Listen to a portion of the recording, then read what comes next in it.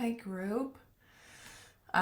So there was a post last week where I asked the question, what comes to mind when you think of a client who can afford $300 a session?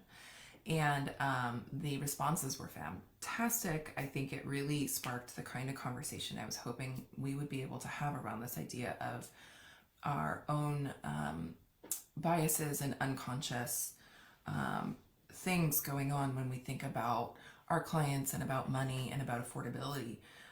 So I wanted to directly address some of the themes that I saw show up in the comment section and just talk a little bit more about, challenging these internal assumptions and these automated and automatic biases that we have, and I think what's important about this is that whether a client is paying $30 or $300 a session, money is a part of the equation, and our own money biases are going to show up if we're not actively challenging them. So the first thing I wanted to bring up were comments that really alluded to this idea of privilege.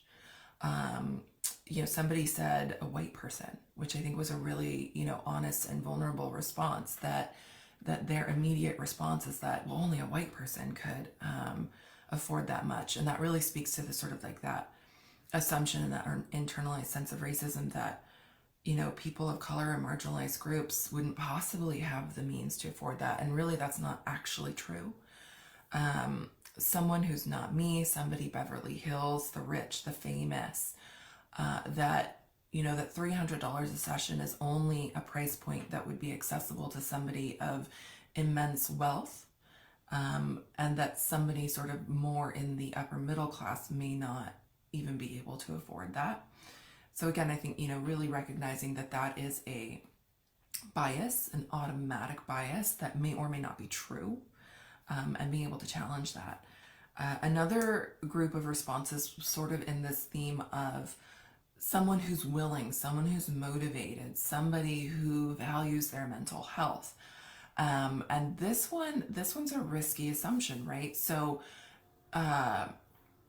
somebody who pays $300 a session and it's a bit of a stretch for them and they really they're doing it because they value it. Yes, that's true. But I think it's also something that triggers for a lot of other people, like, well, what about the person that can only afford $30 a session or $0 a session, and they deeply appreciate and value, and they're motivated and they show up and they do the hard work. And so I think it's a little bit risky to kind of get in this idea that the people that pay $300 a session, it's because they're motivated and they value it, but people that aren't or can't don't. So I think we can assume that the opposite or the other end is not true, when the reality is when anybody's paying anything for therapy and it feels like an investment to them, it feels like something that they're having to really think about, budget for, invest in, whether that's their time or their finances, that the dollar amount is not correlated to this person's motivation or their willingness to invest in therapy. Let's see here. So another thing that somebody said is, it's hard to even picture this because I've been in community health for so long, so I don't even know where to begin to think about who could afford that. It's definitely not me. And that makes it really challenging, I think, for us to step out of our viewpoint to consider that the cost of mental health treatment can vary, and that different populations are going to have different concepts of affordability. So this also leads into that next piece that I wanted to address, is this idea of affordable. A lot of therapists talk about, well, I want to be accessible, I want to be affordable. And I think when we think about this idea of being affordable, we think about a dollar value attached to it.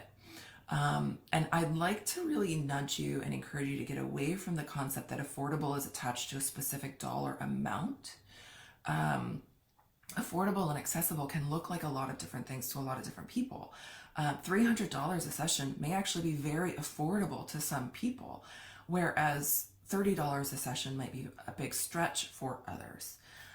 And so if we can take away our own concept of what the dollar amount means in terms of affordability and really look at it as a relative term, then I think that can free us to really consider how we want to structure our pricing and our fees to be both accessible and affordable and financially viable for our own living needs.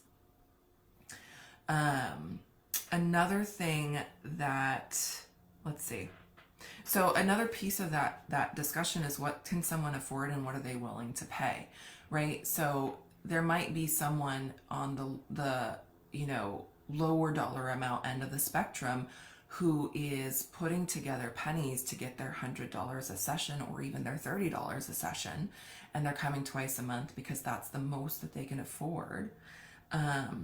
And they're willing to do it, and they're willing to sacrifice, and they're willing to not have that Starbucks or, have, the name brand, whatever, because they really want to invest in their mental health. On the other end of the spectrum, I think some of us have had experiences with clients who, they make well more than we do. They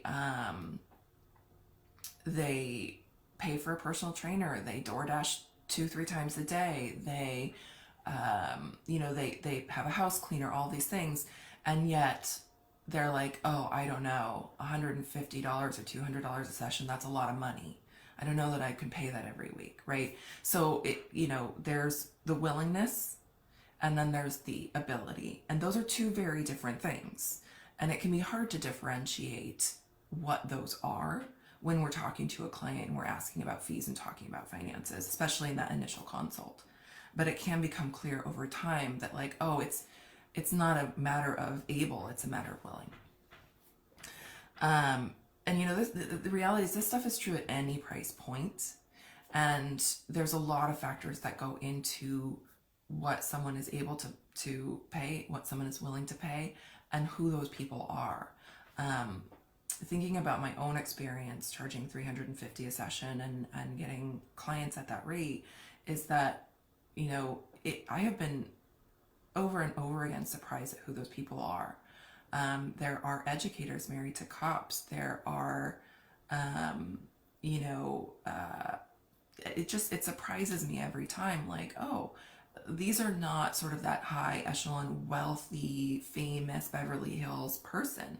This is a self-employed person who's doing well in their business. This is a double income home. Some of them have young children. Some people are like, oh, 2 incomes, no children. I'm like, no, these are, people that you would consider middle to upper middle class, hardworking, blue collar, or above jobs.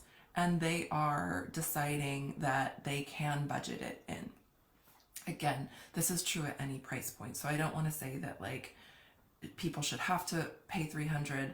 The reality is that I want us to be broadening our perspective and challenging these internal biases and these automatic thoughts that we have when it comes to what is affordable, what is accessible, and what does a person who can pay X fee look like in real life. I hope that this was helpful, guys. If you have questions or comments, please pop them in the comments and I will be in there responding to things as they come in. I'll see you later. Bye.